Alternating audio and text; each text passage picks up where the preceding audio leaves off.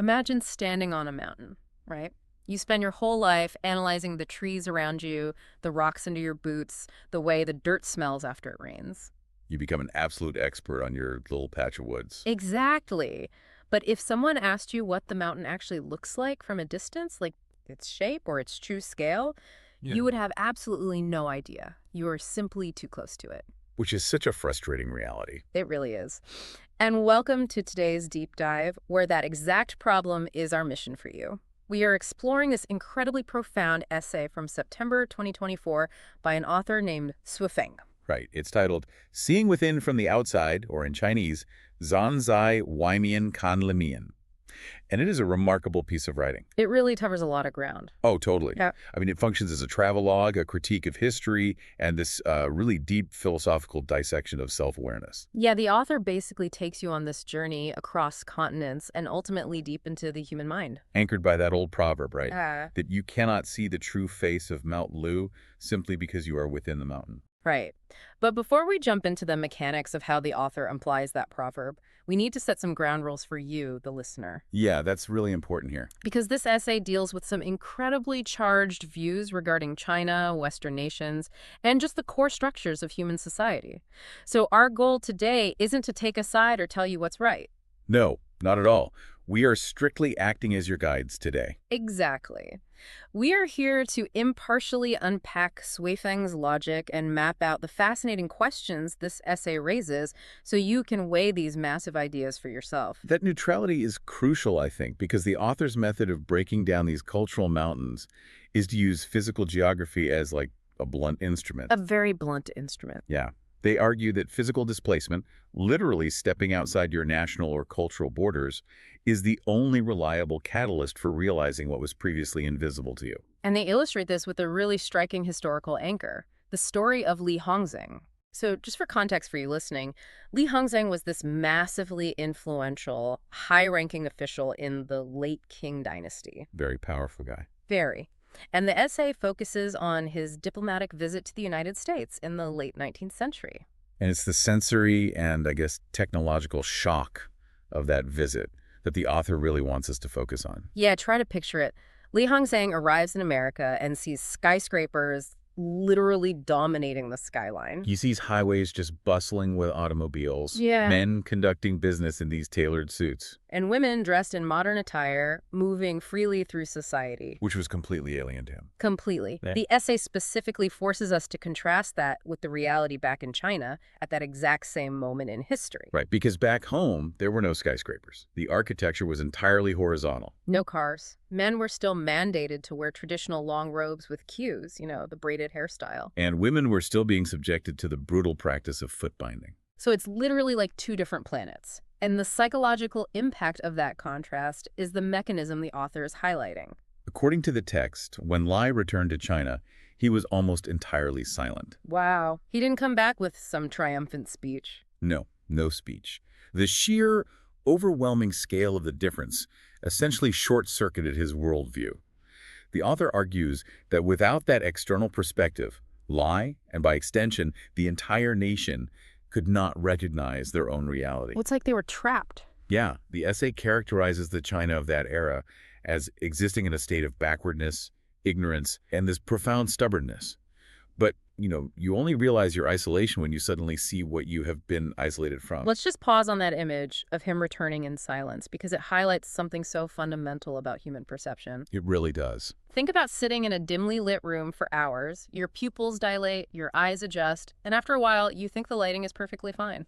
It just feels normal to you.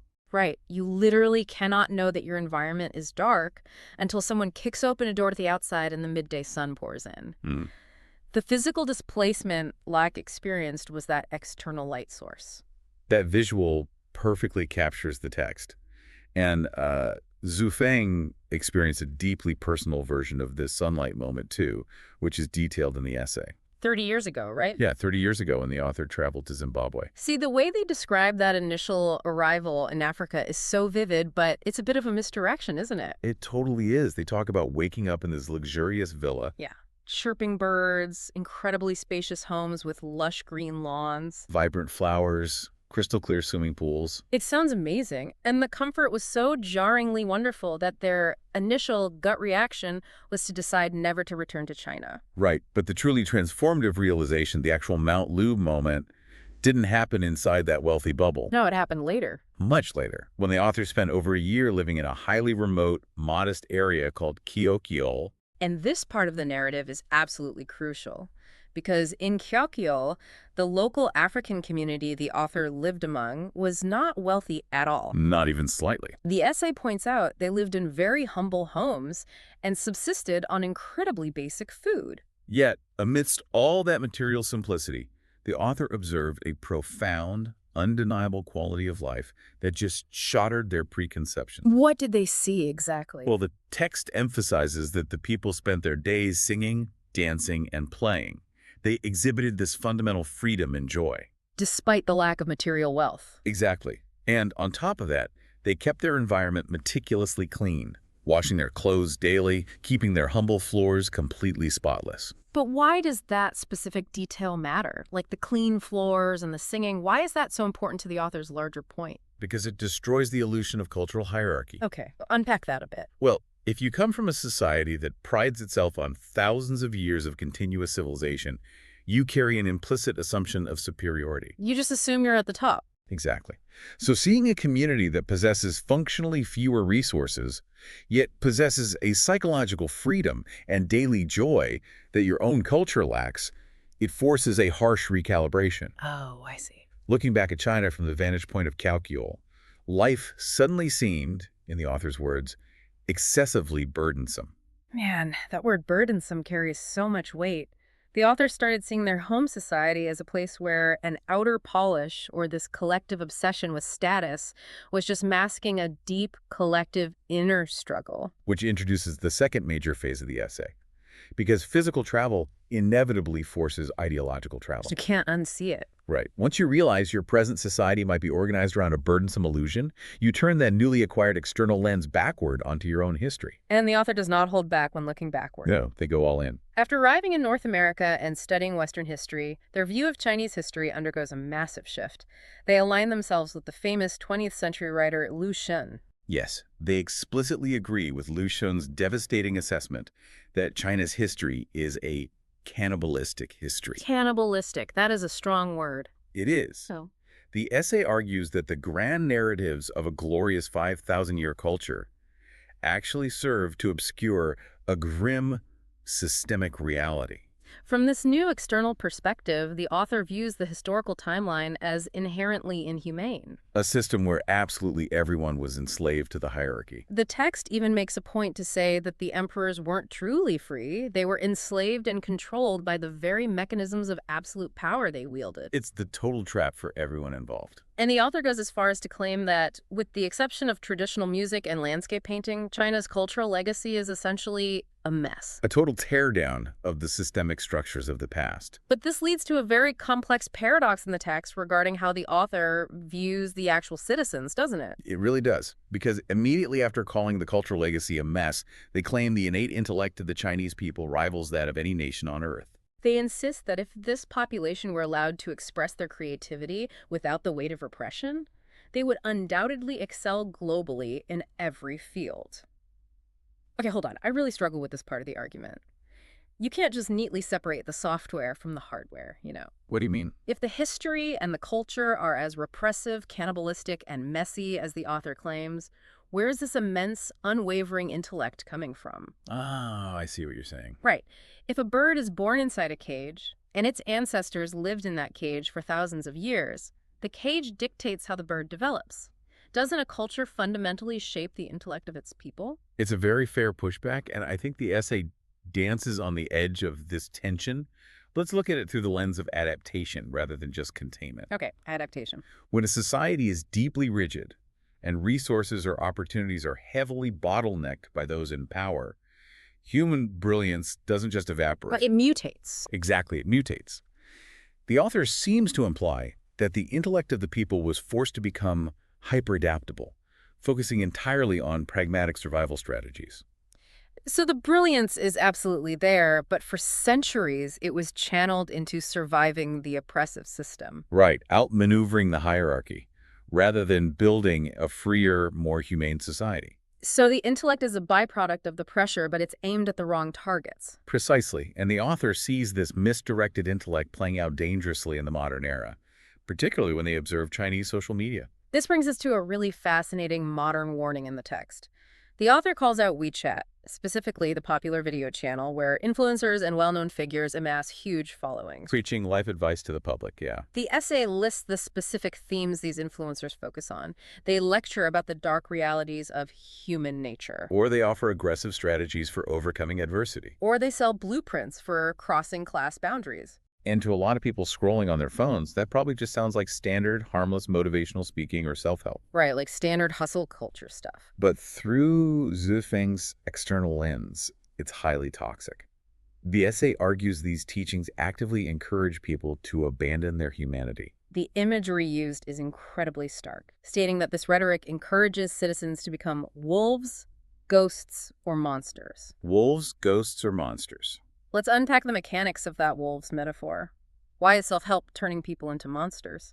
Because the underlying premise of that specific brand of self-help is hyper-competition. It treats society as a zero-sum arena. Kill or be killed. Exactly.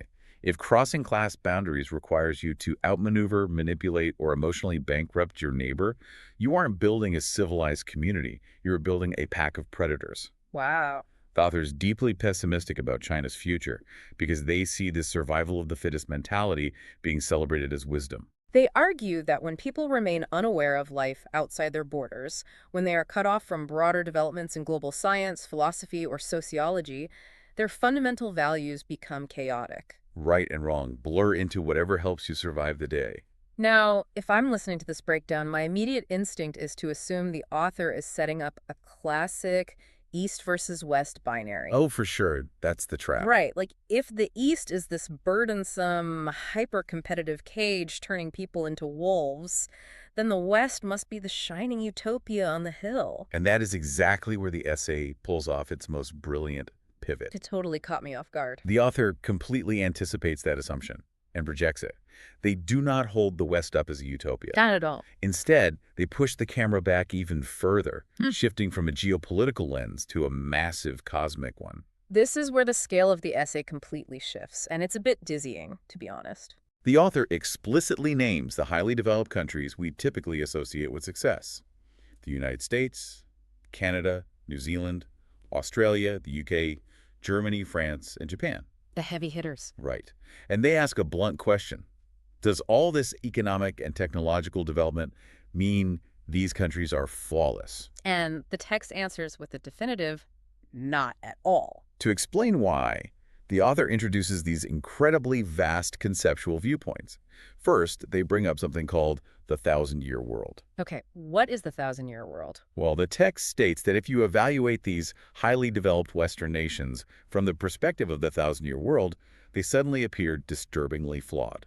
Now, while the essay doesn't give, like, a dictionary definition of the 1,000-year world, we can theorize the thought experiment it requires. Right. What happens when you judge a society not by its quarterly earnings or its latest election cycle, but by a 1,000-year temporal perspective? It just flattens everything. A gleaming skyscraper is just a future ruin. Our current political victories are just blips.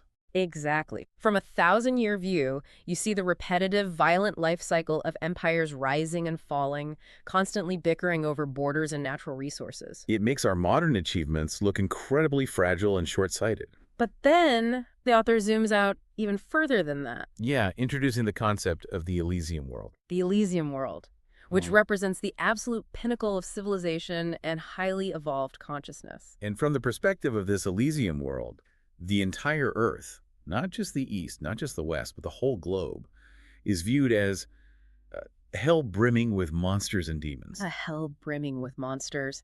The essay also uses the phrase, a prison for the condemned.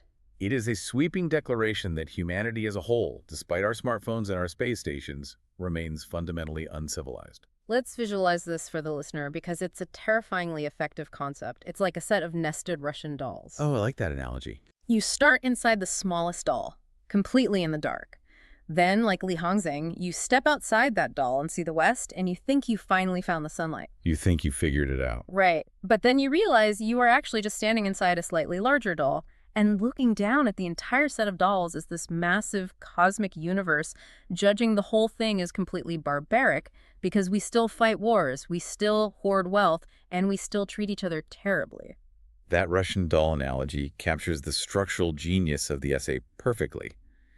And having taken the reader to the very edge of the cosmos to look back at Earth as a prison of demons, the author doesn't leave us stranded in space. Thank goodness. They bring the focus crashing rapidly back down to the most intimate microscale possible. Zooming all the way back in to the individual. To you listening right now. Because the ultimate purpose of this entire journey, looking outward, at America, at a village in Zimbabwe, at the cosmic Elysium world, is entirely about figuring out how to look inward. The author states unequivocally that the hardest thing in the world is to truly know oneself. Out of billions of people on Earth, they argue very few ever achieve it. It's a universal human flaw. We are incredibly adept at analyzing the flaws of others, but we go blind when we look in the mirror. And the author has some harsh words for people who refuse to do the uncomfortable work of self-reflection. Yeah, the text argues that people who stubbornly cling to their existing beliefs, who constantly assert their own correctness, and who operate from a place of self-centeredness are fundamentally ignorant. The essay goes as far as to say, these individuals are the hardest to save. Because they are happily trapped inside their own mountain, aggressively denying that an outside world even exists. To truly see oneself, the author concludes, one must actively step outside their immediate environment, whether that environment is your local neighborhood, your nation, your culture, or the entire planet. Which builds to the author's final overarching plea. They state that every single one of us must identify a reference point in what they call the coordinate system of life. They argue that without a fixed external reference, we are just wandering around, self-assured but completely muddled. We become no different from animals, plants, or insects. Just biological machines reacting to stimuli without any true awareness of our place in the universe. Think about the mechanics of a coordinate system in geometry, right? You cannot plot any meaningful position. You cannot know where you are or what direction you are moving without an origin point. You need a fixed point of reference that is separate from you. Exactly. Okay, but let's bring this down to earth for a second. It is a beautiful philosophical mandate to say we need to plot our position on the coordinate system of life. But practically speaking, how does a normal person actually do that? Right, that's the big question. We can't all uproot our lives and move to a remote village in Zimbabwe for a year, and we certainly don't have spaceships to travel to the Elysium world to get a cosmic view. How do we establish that reference point in our mundane daily lives? That is the ultimate practical challenge of the text. While the author used physical travel to shatter their own worldview, the core mechanism is ideological travel. Mental travel. Yes. If you cannot physically leave your environment, you must mentally and intellectually leave it.